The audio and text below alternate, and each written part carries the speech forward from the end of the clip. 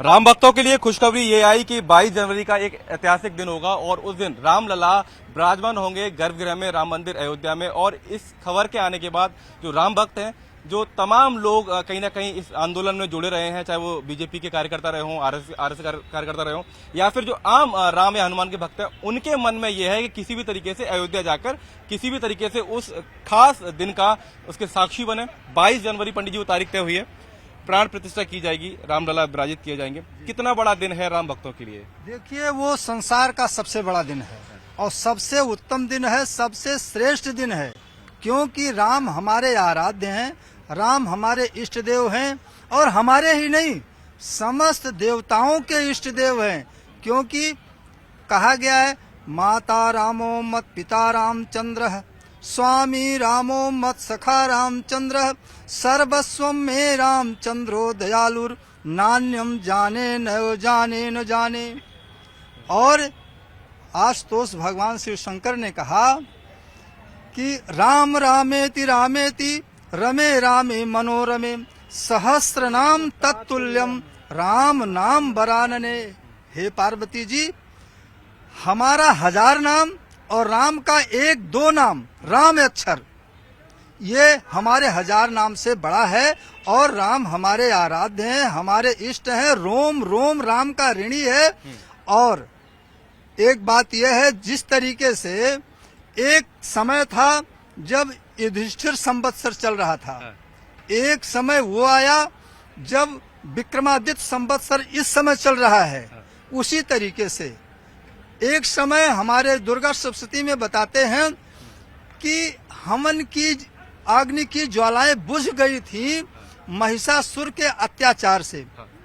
लेकिन जी एक मिनट लेकिन जब भगवती दुर्गा मधुकैटभ महिषासुर का वध कर दिया तो अग्निकुंड से अग्नि अपने आप प्रज्वलित हो गई।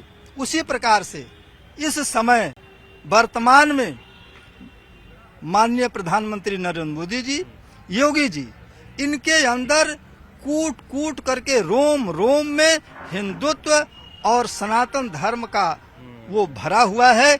इनको कोटि कोटि साधुवाद। और इनके ही जीवन काल में सारा अत्याचार मिटा है, सारा अत्याचार। और इनको तो कितनी भी बधाई दी जाए कम ही है। बधाई दे रहे हैं, रोम रोम में राम बसे हैं। जब बात ये आती है कि प्रधानमंत्री मोदी वहां जाएंगे और तो चर्चा ये शुरू हो जाती है कि दूसरे दल ये कह रहे हैं कि राम तो सबके हैं, तो निमंत्रण बाकी दलों को क्यों नहीं, बाकी लोगों को क्यों नहीं, बाकी जो महान पुरुष हैं उनको क्यों नहीं? सबसे पहला नंबर आपको, आपके माध्यम से समस्त देशवासियों को, सभी सनातन भाइयों को ढेर सारी शुभकामनाएं। आज इतने साल का जो तपस्या था, आज वो पूर्ण होने के कगार पर है। हम सब 22 तारीख को सभी सनातन भाइयों से, सभी राम भक्तों से विनम्र निवेदन करना चाहते हैं कि हर मंदिर में, हर घर में ज्योत जलाएंगे। और सबसे पहला नंबर समस्त देशवासियों को फिर बारंबार प्रणाम करना चाहता हूं, नमन करना चाहता हूं। सब लोग अपने इर्द गिर्द जहां भी मंदिर हो वहां पर 5-5 दीपक जरूर जलाएं, क्यों आज हमारे आराध्य राम जी, हम लोग तो चलिए बड़े भाग्यशाली पुरुष हैं जो कि आज हम अपने नेत्रों से देखने जा रहे हैं। और हमारे दादा परदादा इतनी पीढ़ियां जो है अपना जान न्यौछावर कर दिया। पर जी एक बात मुझे बताइएगा, एक आम आदमी को कैसे समझाया जाए, हमारे दर्शकों को कैसे समझाया जाए कि प्राण प्रतिष्ठा उस दिन क्या होगा, उस दिन क्या देखने को मिलेगा? हमारे देश के यशस्वी प्रधानमंत्री श्री नरेंद्र दामोदर मोदी जी जब वहां उतरेंगे, शायद आपने देखा भी होगा कोरोना काल में जब उतरे थे, हमारे भारतीय परंपरा पोशाक में जब उतरे, वहां पर सबसे पहला नंबर उस धरती को नमन किया, प्रणाम किया। इसी तरीके जब जाकर के सरयू में डुबकी लगाएंगे, वहां से जल उठाएंगे और हम जैसे सभी सनातन भाइयों को गर्व होगा, हमारे अंदर ऊर्जाएं प्रकट होंगी कि ऐसे प्रधानमंत्री जी जब गंगा स्नान, सरयू जी का स्नान करेंगे। जब प्रयागराज में लोग स्नान करते हैं तो फिर प्रयागराज जो तीर्थराज पुरोहित थे वो भी अपना पाप धोने के लिए सरयू में ही गए थे।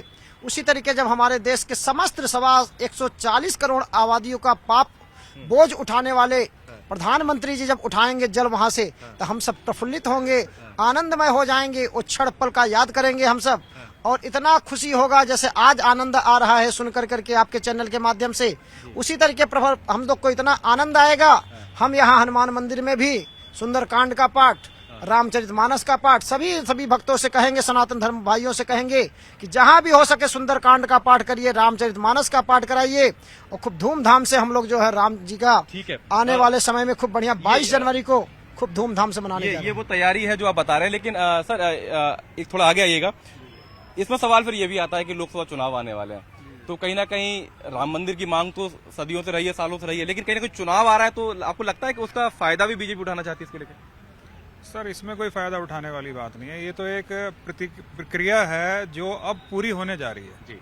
स्पेशली ऐसा कुछ नहीं है कि इसी दिन को चूज किया गया है कि इलेक्शन से पहले। ये वहाँ पे सारी तैयारियां हो चुकी हैं, एक प्रोसेस पूरा हो चुका है। उस प्रोसेस के बाद वहाँ पे मूर्तियों का, हर चीज का, जो भी वहाँ पे चीजें हैं उनका प्राण प्रतिष्ठा होना लाइक प्रोसेस है। This is a simple process. इसके अंदर ऐसा नहीं है कि स्पेशली इलेक्शन की वजह से ऐसा कुछ किया जा रहा है। लेकिन अपोजिशन पार्टियां ये कह रही हैं कि मोदी जी को ही क्यों इनवाइट करना, बाकी लोगों को बुला लिया जाए, राम भगवान तो सबके हैं और इसमें कोई मुझे लगता नहीं कोई दो राय भी होगी। देखिए, सबसे पहले आपके चैनल से बहुत बहुत राम भक्तों को बधाई। और जिस तरीके से मौजूदा सरकार ने मंदिर का काम पूरा किया है और जितनी जल्दी किया है, ये बहुत ही सराहनीय है।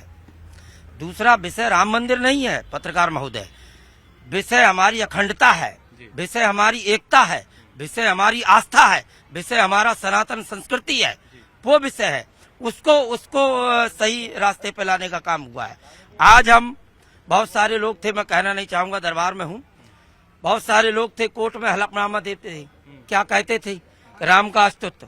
बताइए आप लोग, इस तरीके, हाँ, ऐसे इस तरीके के सवाल थे उनके, ऐसे ऐसे बोलते थे वो राम के बारे में। और आज कहाँ है वो अपनी क्यों थे? वोट बैंक की, सत्ता के जादूगर, वो सत्ता पाने के लिए ऐसा करते थे, नास्तिक आस्तिक। तो यहाँ पर जो काम हुआ है, ये 2014 से अलख जग गई है सनातनी संस्कृति के लिए, और हमारी आस्था पर, राम मंदिर पर जो काम हुआ है वो इतनी जल्दी हुआ, बहुत ही बधाई के पात्र है मोदी सरकार इसमें। और साथ के साथ हमारी युवा पीढ़ी जो हमारी नशे में है, हम युवा पीढ़ी से ये कहते हैं, चलो आप कोट पैंट बढ़िया एक से कीमती कपड़े पहनो, लेकिन धोती कुर्ता नहीं भूलना चाहिए। आप लंबे लंबे बाल रखिए, लेकिन चोटी रखना नहीं भूलना चाहिए महाराज। मैं और साथ के साथ मैं ये कहूंगा, भगवान राम के काम के लिए हनुमान जी लंका में गए, लंका का इतना आकर्षक, लंका पार करना कोई बड़ी बात नहीं थी उनके लिए, लेकिन बड़ी बात क्या थी? लंका में जो आकर्षक था उसको छोड़कर राम की पुनः भक्ति उन्होंने की, ये बड़ी बात है। तो मैं ये फिर कहूंगा कि सरकार, जो मोदी सरकार ने अभी जो काम किया, बहुत ही बड़ा काम किया, और इस पर हम लोगों के अंदर हमें विश्वास करना चाहिए। और राम मंदिर हमारे आराध्य हैं, राम का नाम सत्य है, इसका सुमिरन करना पड़ेगा, और जिंदगी का क्या भरोसा, इसको मिथ्या कहना पड़ेगा। तो राम की शरण में हमें सबको आना चाहिए। मौका मिला तो अयोध्या जाएंगे उस दिन? बिल्कुल। हर सनातनी को अयोध्या जाना चाहिए। क्या करें पंडित जी? तैयारी करके जाएंगे अयोध्या। अच्छा, अयोध्या तो जन्मभूमि है, मातृभूमि, हमारे इष्ट देव का जन्मभूमि है। राम जी ने कहा कि अवधपुरी ममपुरी सुहावन, उत्तर दिश सरजू बह पावन, और जा मज्जनते बिनहि प्रयासा, मम समीप नर पावहि बासा। तो राम जी ने जब ऐसा कहा तो उस अयोध्या को तो बार बार सर से प्रणाम है, नमन है। और देखिए भाई साहब, क्या मोबाइल में राम जी की वो खबर पढ़ रहे हैं कि बहुत ज्यादा व्यस्त हैं? नहीं, राम भगवान विराजमान, रामलला विराजमान होने जा रहे हैं अयोध्या में। 22 जनवरी को प्रधानमंत्री मोदी वहां जाएंगे, प्राण प्रतिष्ठा कार्यक्रम है। एक आम नागरिक, एक आम वोटर में कहूंगा, क्योंकि लोग चुनाव भी तमाम राज्यों में आ रहे हैं, कैसे देखता है इन सारी गतिविधियों के समय? सर देखो, मुझे इतना ज़्यादा तो पता नहीं, पर हमारे लिए बहुत बड़ी बात है कि 22 जनवरी को जो राम जी लल्ला हमारे विराजमान हो रहे हैं। तो मैं तो यही कहूँगा कि सबको जितना हो सके सब पहुँचो वहाँ पर, और इससे बढ़ के कोई बात हो भी नहीं सकती। तो देखिए, तमाम वो लोग हैं जो जिनके परिवार में लोग कहीं ना कहीं जुड़े रहे हैं, उन तमाम आंदोलनों से जुड़े रहे हैं। और पंडित जी कुछ कहना चाह रहे हैं आप?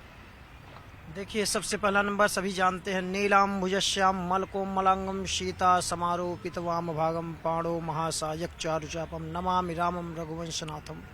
नीला स्वरूप हमारे आराध्य राम जी महाराज का, नीला है समुद्र का रंग, नीला आकाश है। तो ऐसे जब तीन जगह हो जाता है तो तीन में सब पूरा दुनिया समाहित है। ऐसे आराध्य श्री राम जी का स्वरूप ही नीला है। उस दिन पूरा संसार जो है नीलामय हो जाएगा, नीलमय हो जाएगा। आनंद का क्षण रहेगा, आनंद का पल रहेगा। सब लोग प्रभु के आराध्य का और प्रभु अपने घर में विराजमान होने जा रहे हैं। जो कहते थे कि इतना साल से हम भी सुनते चले आए, आज हमारी भी एज 40 साल होने जा रहे हैं। मंदिर वही बनाएंगे, तारीख नहीं बताएंगे। तो तारीख मिल गई आपको? तारीख भी बन गया और भगवान आराध्य राम जी भी हमारे वहाँ विराजमान होने जा रहे हैं। अब रहा आपकी बात है, आप कह रहे हैं अपने माध्यम के चुनाव तो आता जाता रहता है। अभी 5 स्टेट का है, फिर मोदी जी का इलेक्शन है, फिर उसके बाद फिर 2-4 स्टेट रहेंगे इलेक्शन, ये तो चलता रहेगा। लेकिन सबसे बड़ा संघर्ष जो योगी जी ने किया, पहला नंबर इतने वाक्य में ट्रांसलेशन कर करके सुप्रीम कोर्ट तक भेज सकते थे, अखिलेश भी भेज सकते थे, 5 साल थे, मायावती भी भेज सकती थी। क्यों? एक पक्ष वोट साधना था, सिर्फ मुसलमान वोट लेना था, इसलिए ऐसा नहीं किया उन्होंने। चलिए अब उनको भी समझ में आ रहा है, नहीं ऐसे करना चाहिए था हमें ऐसे। अब उनके चाचा जी कह रहे हैं शिवपाल जी के ऐसे करना चाहिए, तो पॉलिटिक्स है। अब आराम करो, सब बढ़िया है, प्रभु का नाम है, जहाँ पर कृपा राम की होई ता पर कृपा करे सब होई। अब प्रभु का आशीर्वाद लेंगे, सब मस्त हो जाएंगे, स्वस्थ रहेंगे, पूरा दुनिया आनंदमय रहेगा। तो यानी पंडित जी चुनाव तो आते जाते रहेंगे, समय है रामलला को जाके देखने का, साक्षात उनके प्राण प्रतिष्ठा में शामिल होने का। चुनाव के लिए ये शुभ दिन नहीं है, ये तो रामलला के विराजमान होने के लिए है और पूरे भारतवर्ष के सनातन हिंदुओं के लिए वैसे ही क्षण है जिस तरीके से राम का राज्याभिषेक हुआ था, जितना उत्सव हुआ था दीपावली के दिन, वही उत्सव हमारा राज्याभिषेक 22 जनवरी को करने जा रहे हैं मोदी जी। और ये मोदी जी के प्रयास से हुआ है, मोदी जी के प्रयास से सनातन धर्म बचा हुआ है योगी जी के, और इनको कोट सा एक बार फिर से दिवाली आने वाली है, लेकिन 22 जनवरी को एक और नई दिवाली मनाएंगे। सबसे बड़ी दीपावली 22 जनवरी को आने वाली है और हम लोग मनाएंगे। ये दीपावली तो पिछले राज्याभिषेक की है, जब राम जी लंका को जीत करके आए थे, तो राम जी ने उस समय कहा कि तुम्हारे बल असुर दल मारे। आप लोगों के बल से, वानर सेना और वशिष्ठ जी से कहे उन्होंने कि आप लोगों के बल से तुम्हारी कृपा, राम जी ने वशिष्ठ जी से कहा कि तुम्हारी कृपा असुर दल मारे। आपकी कृपा से वशिष्ठ जी, आपकी कृपा से मैं लंका पर विजय प्राप्त किया हूँ। तो इस समय धर्म क्षेत्र में साधुओं की कृपा से, सनातन धर्म के आशीर्वाद से मोदी जी ये राज्याभिषेक करने जा रहे हैं। तो आप तमाम उन राम भक्तों को आप सुन रहे थे और तमाम उन लोगों को सुन रहे थे जो आस्था रखते हैं। साथ ही एक मांग जो लंबे समय से चली आ रही थी, उस पर विराम तो लगी रहा है, क्योंकि वो मांग अब पूरी होती दिखाई दे रही है। रामलला विराजित होने जा रहे हैं 22 जनवरी को अयोध्या के राम मंदिर के उस गर्भगृह में, जो समय से सदियों से विवादों में रहा है, लेकिन अब कहीं ना कहीं उन राम भक्तों के मन में एक तरीके से वो उम्मीद थी जो अब कहीं ना कहीं पूरी हो चुकी है। कैमरा पर्सन विपिन पुजारी के साथ मानव यादव, न्यूज़ 18 इंडिया, दिल्ली।